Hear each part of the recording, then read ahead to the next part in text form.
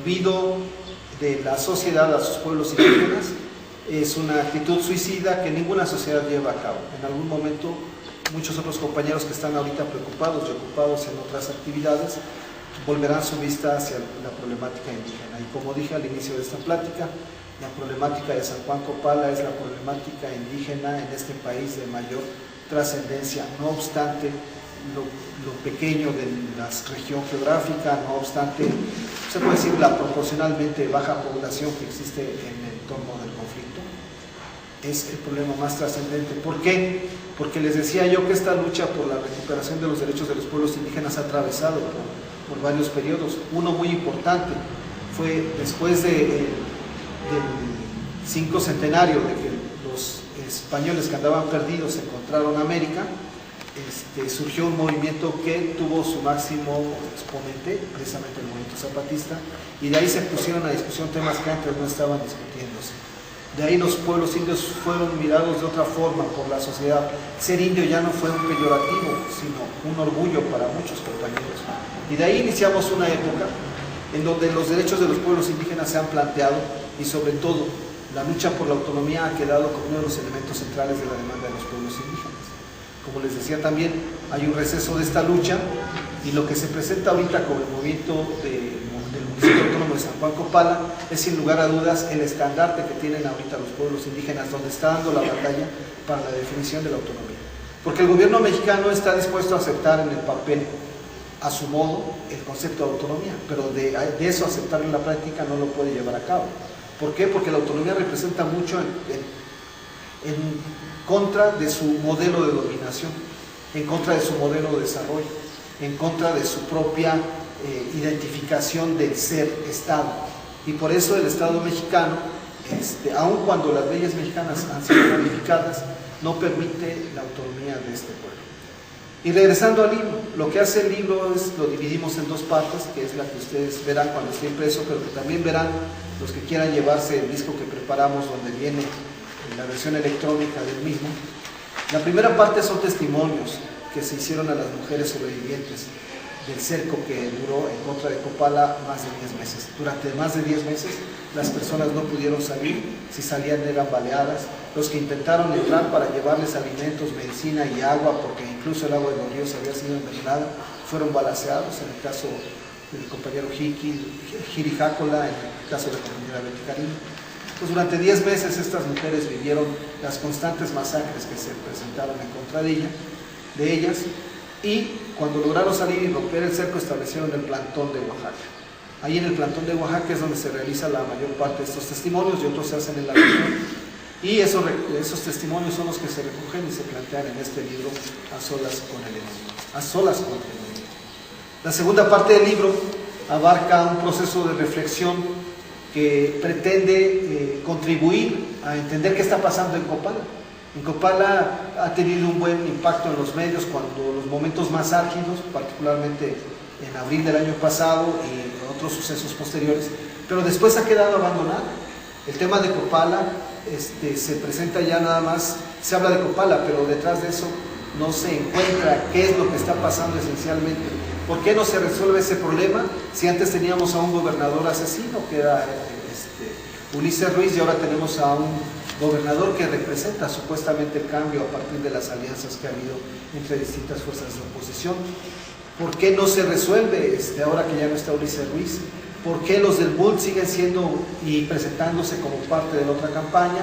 ¿Por qué organizaciones como el EPR reivindican al MULT, que es una de las organizaciones que está atacando al municipio autónomo? Surgen varios interrogantes. Entonces, la segunda parte del libro pretende abordar sin ningún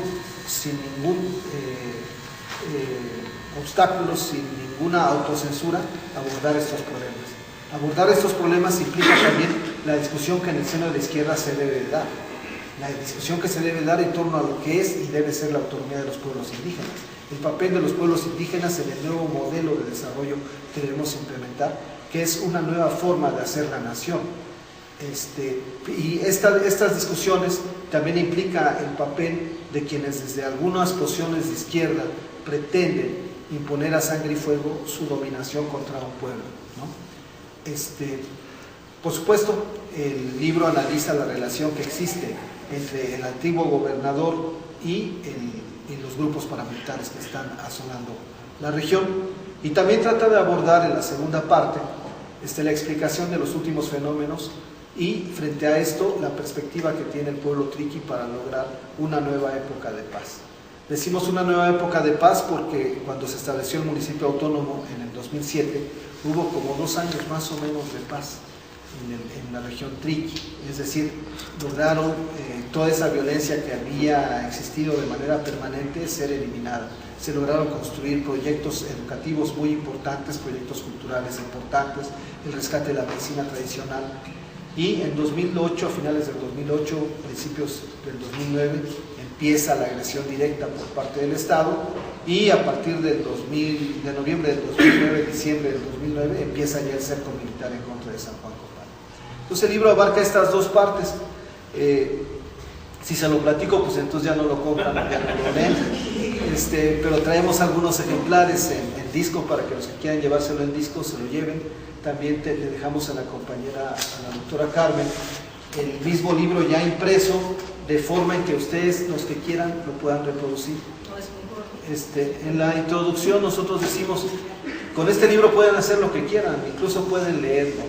También lo pueden tirar a la basura. No va a pasar nada si no lo leen. No pasa nada, este mundo va a seguir girando igual. Mientras ustedes deciden si lo leen o no lo leen, si hacen algo por el pueblo triqui, los compañeros triquis van a seguir luchando a solas como lo han estado haciendo ahorita contra el enemigo, ¿no? Que es un enemigo poderoso que se ha concentrado, que no tiene compasión y que además casualmente, a lo mejor no viene un caso decirlo, pero casualmente es el mismo enemigo que todos los mexicanos tenemos encima.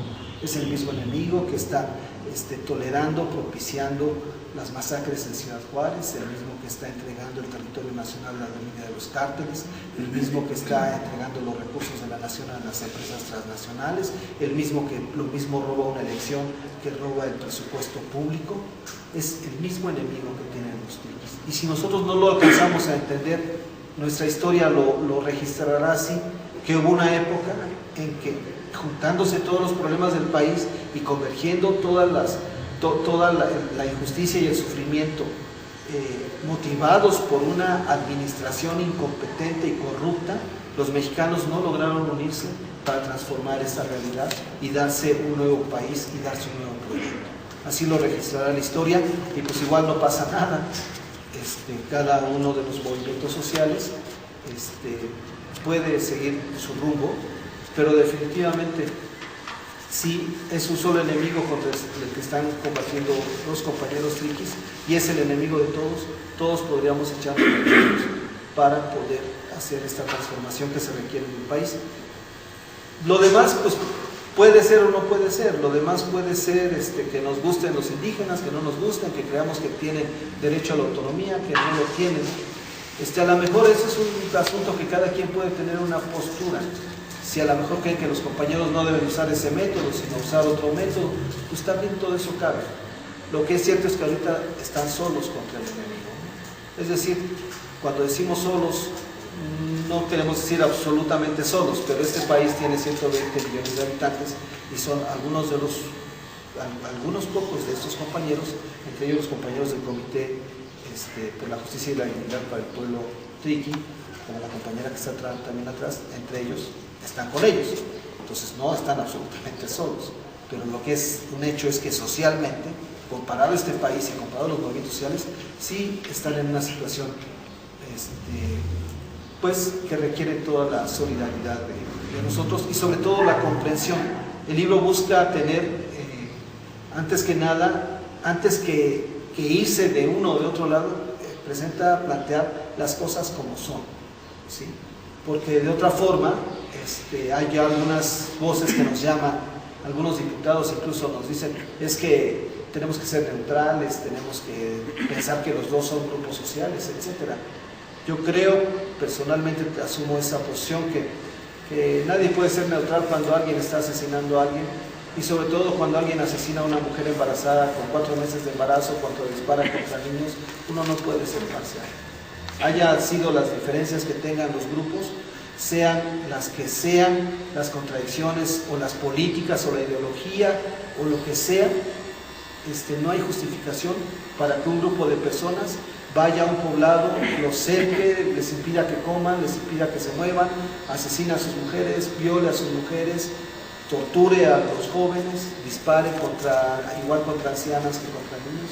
No hay ninguna justificación. Los mexicanos no lo podemos tolerar, los ciudadanos no lo debemos tolerar, y por eso es importante que conozcamos un poco más el tema de San Juan.